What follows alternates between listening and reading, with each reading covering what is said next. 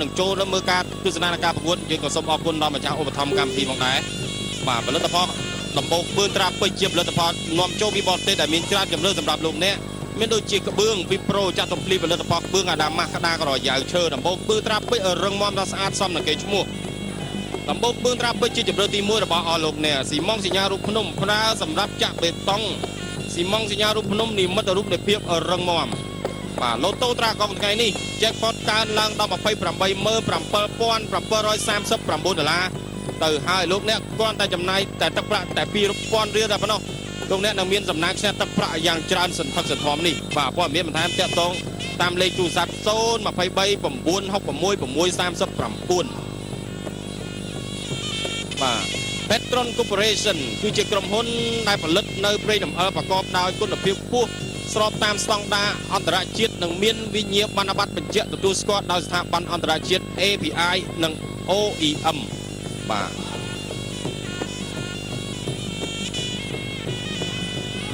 មើលគួតដល់បាទហើយក៏សូមជម្រាបផងដែរបាទនៅថ្ងៃស្អែកនេះក្នុងកម្មវិធីគូបតាបងប្អូននឹងបានជួបនឹង idol បងប្អូនទៀតហើយគឺផលសុភ័ណ្ឌបាទគេនឹងត្រូវជួបជាមួយនឹងកីឡាករថៃបាទហេតបកនលេកបាទនៅសាយវៀនបាយ័នបឹងស្នោវេលាម៉ោង 1:00 បាទហើយក៏មានការប្រកួតដាច់ព្រាត់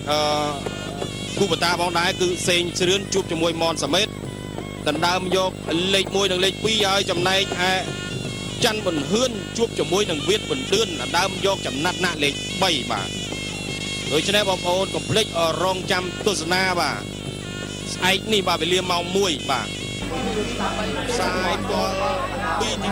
បាទបង្គំលឹកគុណគ្រូហើយសម្រាប់ឆានឆៃបើចាញ់មកប្រកួតហើយលឹកគុណគ្រូក៏បានមកប្រកួតទៅមានទុនអានេះក៏មិនដឹងណា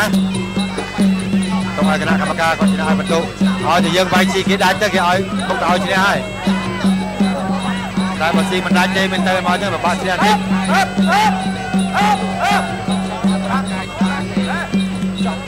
មានបបែកចាន់នេះដើរចូលទៅចាន់នេះនេះហ៊ានមែនចាន់នេះហ៊ានជួយចាន់ចៃនេះ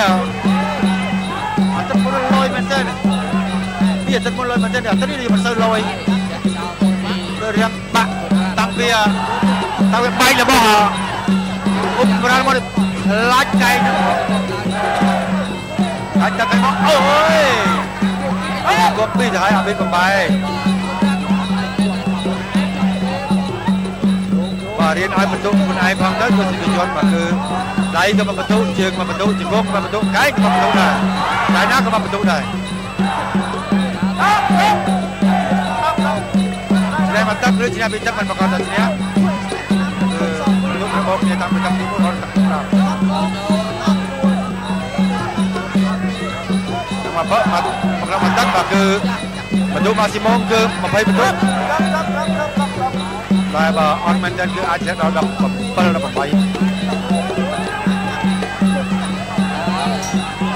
តែនេះអត់មានទេបាទអាចថា20 19ឬក៏19 18ទេប្រវាយទៅវាយមកដែរ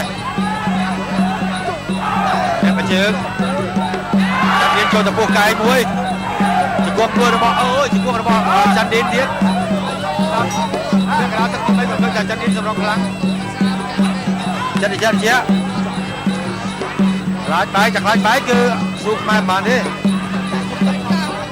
បើខ្មែរដល់ឲ្យយកបែកចឹងដល់អត់មានទឹកប្រោះឲ្យទេចូលទៅទប់កកជាប់ជង្គង់ខ្ញុំស្មេរបស់ចាន់ឌៀនតែមិនមានបន្ទុកទេណាគាត់ជើងក្រោមអាហ្នឹងបានដាច់អាវិតបំបែខាងថៃក៏មានសម្លេងតែ30%ចឹងដែរ30វិនាទីចុងក្រោយចាន់ឌៀនចូលទៅបាយខអាវិតបំបែទៀតស្ដាប់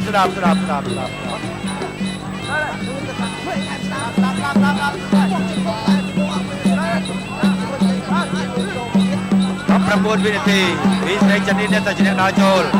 វាយម្ដាយទៀតក្រោមមុខឆានឆៃជង្គង់មកទៅជង្គង់អស់កាច់មកអាវិតទប់បាន ណាឃើញថាឆាតចៃដៃទៀតអូចានីនបោកខ្លាំងមកទៅតាមទឹកទី4រុញបានត្រឹមខ្សែរិញតែត្រូវរកគេកន្លះខ្លួនបានកាយរបស់ចានីនទៀតក៏ជង្គង់ជាប់អាបេតបំបែ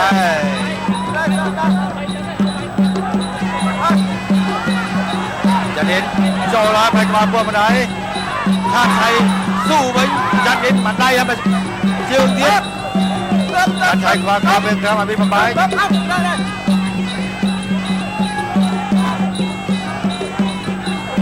ស្រុកឆ្ងាយសកម្មដាច់បាទវាយប៉ុណ្ណឹងសកម្មអើយវាយពីក្រោយខោវាយពីក្រោយខោអភិអត់ប្រធានផងតែជាអត់ដឹងគាត់ស្រាឆាតឆៃទៅលើចាន់ឌៀនចាប់ទៀតកជាប់អបមកជង្គង់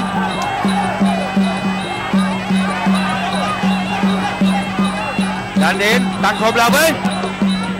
ចាន់ឆៃយកទៅចាប់ហើយអបមកជង្គង់ចាន់ឌៀនរៀសសើចឹងអបហើយមកជង្គង់ទៀតចាន់ឌៀនរៀសសើទៅត្រូវគេត្រូវកន្លែងណាមួយតែឡើងដល់ខ្លួនវិញហើយដាក់មកជើងអាយ៉ា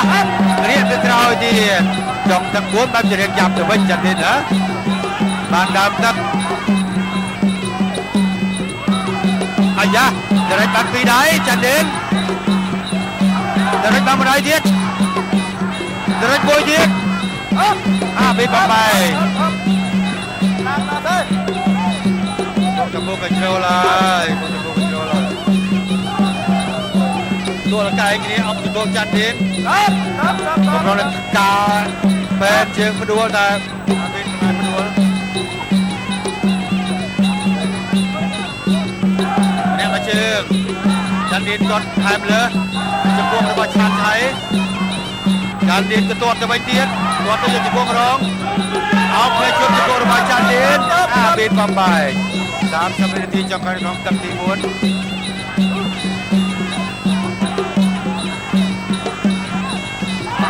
អាយ៉ាចាន់ឌៀនដាក់បាន2ដៃទៅហើយហើយបានពណ៌បាន1ដៃទៀតអាបេបំបែទៅទៀតពេលចាន់ឌៀនវាយត្រូវសម្លេងឈៀកងរពោពេលថៃវាយត្រូវក៏មានសម្លេងឈៀដូចគ្នាតែដាច់ទួច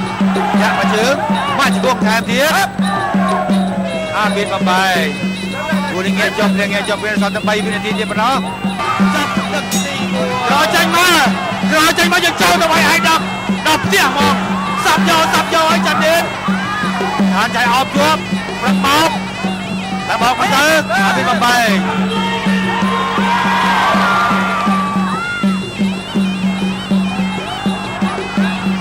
ចាន់ឌៀនដើរចូលទៅទៀតដើរទៅចាន់ចៃទាត់ពីជើងចាន់ឌៀនវាយបាន2ដៃ3ដៃចាប់អោបជាប់អោបមកធ្វើអីគេមិនកើតរុញបានទៅខ្សែរិញអាបេបំបែ4នាទីកន្លងមកដល់ដល់2នាទីទៀតម្ដងចាន់ឌៀនរសាបានគឺអាចនឹងឈ្នះមើលឃើញសាច់គោមើលឃើញសាច់ជ្រូកច្រើនណាស់ចាន់ឌៀនចូលទៅដាច់មួយទៀត2ដៃទៀត3ដៃទៀត4ដៃ1ដៃចំ3ក្រាមចាន់ឌៀនធ្វើបានល្អនៅក្នុងទឹកទី5នេះធ្វើបានព្យាយាមទៀតតែសល់ជាង1នាទីទៀតធ្វើបានល្អចឹងទៀតរហូតទៅសង្ឃឹមចាញ់តិចដៃមួយទៀតក្លាប់សអាបេបំបែតែទៅជាកបេសកលក្រោយបាទ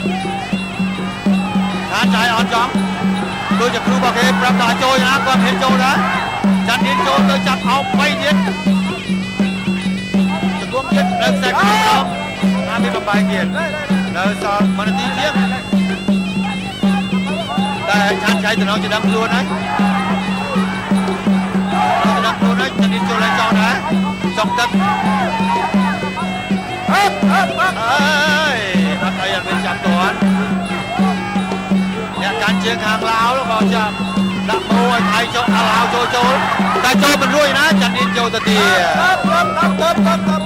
40វិនាទីវាក៏បានដល់ទៀតទឹកចុងក្រោយហើយបាទចាន់ឌៀនបាន6បន្ទុកឬក៏គូនេះបានម្នាក់4បន្ទុកបាទចូលទៀត2ដៃទៀតដរិចចូល2ដៃទៀតអត់ពីបំបែកចាន់ឆៃថ្ងៃនេះប៉ះវីស្រីចាន់ឌៀនក៏សប្បាយចិត្តដែរហើយបាន5ទឹកពេញមួយដរិចគួងមកមួយបាយមុខយ៉ាអើយខុសជើងពីជើងអើយបាយមុខម្ដាយវិញរបស់ ចាន់ឌិនមានការរកការខនដល់សម្ពួន2នាទីចាន់ឌិនក៏លួចមើលចការខ្លួនឯងទៅសោតខាងវិញ1ជ័យជំនះបានទៅលើកីឡាករបង្គោលក្រហមវីសេរ៉ា